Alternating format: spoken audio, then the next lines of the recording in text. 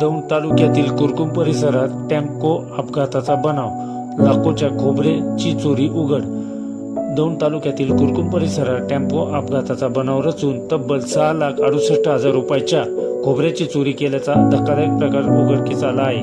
कर्नाटकातील चिकमंगळूर येथून पुण्यास विक्रीसाठी निघालेल्या आयशा टेम्पोतील 3,615 किलो खोबरे चोरीला गेल्याची माहिती चालकाने मालकाला दिली।